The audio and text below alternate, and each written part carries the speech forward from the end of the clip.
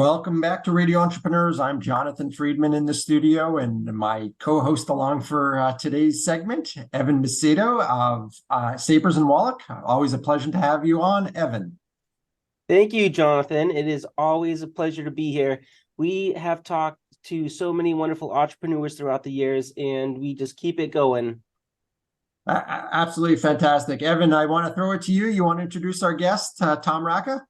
Sure. So we have Tom Racca. He's from the executive committee from the Private Directors Association, one of Boston's premier networking groups. Welcome, Tom. Why, thank you, Evan. Thanks to be here, and thank you, Jonathan. It's a pleasure to have you on. Tom, you want to start by telling us a little bit about what the Private Directors Association of New England does? Sure. The Private Directors Association it's a national organization. We have chapters all around the country. It's the only organization that's dedicated to improving private companies' growth and governance that adds value, right? We do that through educational programs, networking events. We provide board opportunities, have a lot of topics on thought leadership that we provide our memberships, and we have partners with corporate members and sponsors. Excellent. So this is a forum that people join and attend quarterly meetings, monthly meetings. What's the general cadence or rhythm associated with it? Yeah, we have monthly meetings. We have in-person monthly meetings now as well. We tend to do that out at our sponsor sites. Bentley University is a great sponsor for us with their education programs there.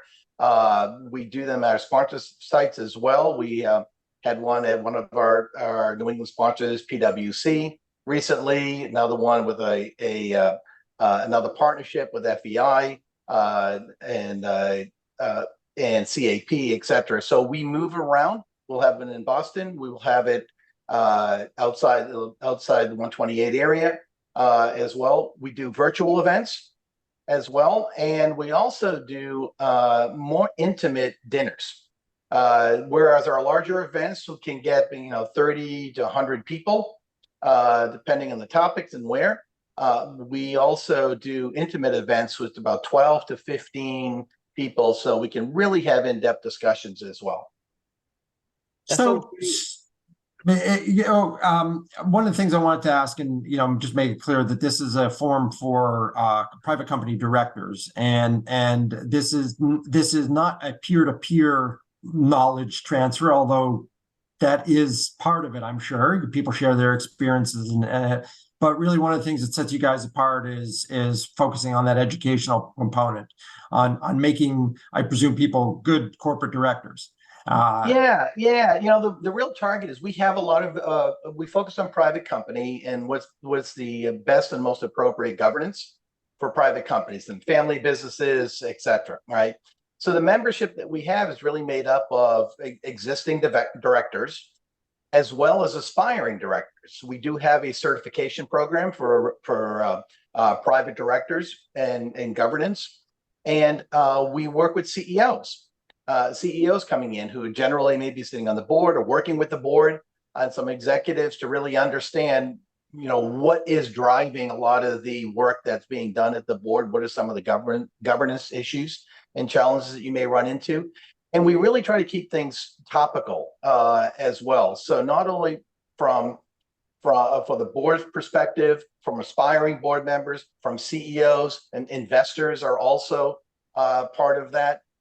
And we talk about things like AI and cyber, and when very topical things with the banking issues that we had earlier this year with Silicon Valley Bank and First Republic, et cetera, and the impact that has on private companies. And when we look back at what was some of the warning signs, what could a board have done, what are the risks that we deal with to be able to avoid those things, and what happens when things like that happens for your company, so you can keep your company focused and growing and improving. Excellent. And is some of that driven by your membership in terms of topics and things of that nature? How does that process happen? Yeah, it's driven by our membership. We also do it in conjunction with our national organization as well as the various chapters. We bring in expert speakers. Some of it, the membership comes back and say, like the banking one, gee, what does this really mean for us in our boards going forward? What does AI? That was a major topic. We had an expert guest come in from California to do a session with us here in the Boston area, New England area. What does that mean? What should we be considering as a board?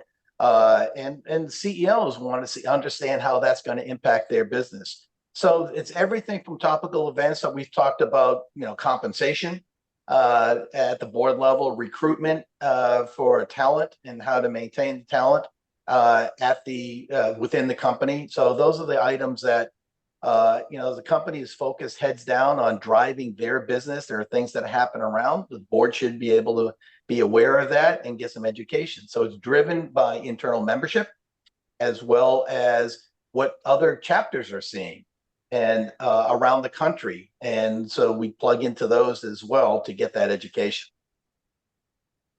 And Tom, speaking of membership for a second, first question, what are the qualifications somebody has to have to be a member of the Private Directors Association?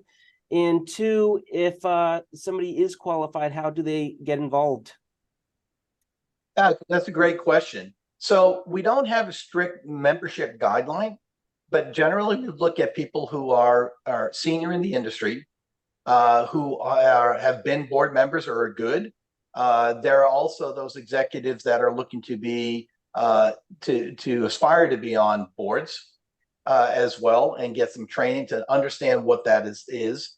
Certainly we have executives from all different industries that are part of PDA. And if you are interested in joining, that you can go to PDA. It's the Private Directors .org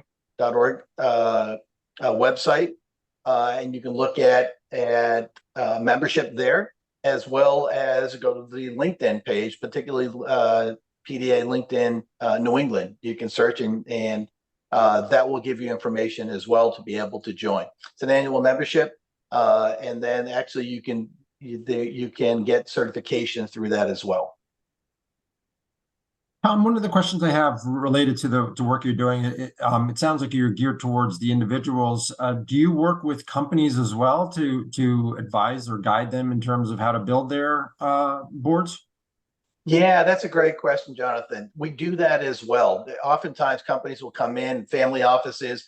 We work with some of the large wealth management offices as well that deal with family offices and what do they want to have for an independent board, and what's the makeup of the board, and how can we help in doing that. We also provide the corporations the opportunity to post board positions. We can help them with that, and they will get qualified candidates they'll be able to see all the qualified candidates that are interested, see their background, and see what's available. So yeah, we do place board positions as well. Frankly, the number one thing is on a board is networking. And so that's why we also provide good networking events as well. So that's where I think it's a really good opportunity for members and companies that are looking to join to understand what's the best practices around governance and what type of board members they should have. So interesting, and I don't know if you have any statistics to share, but I'm going to go out on a limb here and say the vast majority of private companies either don't have a formal board in place, or they may have a couple of their trusted advisors who form a board, and so there's a lot of opportunity to create that professional, as you say, independent, external looking board that very often is driven by folks with industry experience or particular functional expertise that the company may be lacking, or et cetera. I don't know if you have any of those stats off the top of your head, but I'm guessing from your smiling and nodding that I'm probably accurate that the vast majority of private companies don't have something formal in place. There are a lot of, it really depends. If you're an investor-backed company, you'll probably have a board, and every one of the board members have a fiduciary responsibility to their investors or limited partners, VCs, et cetera. And what's the value of having an independent board member on that? Someone who can also help drive governance across, and also help prepare for exits or M&A. right? The other part of that are family businesses. A lot of family businesses have family members that are on the board. And then they start looking at, well, what is succession planning, not only in the company, but also on the board. And then also having an independent board members to be able to provide some maybe other perspectives on how best to grow. And you're right, there are a lot of other private companies that have board members that are made up of advisors, close friends, close acquaintances, et cetera. And then having an independent board member or two or so on the board does bring in some other industry expertise that you may be looking to have on that board, or when you're looking to expand, whether that be geographically or through markets, or maybe it's raising money or positioning for what's the next step for that company.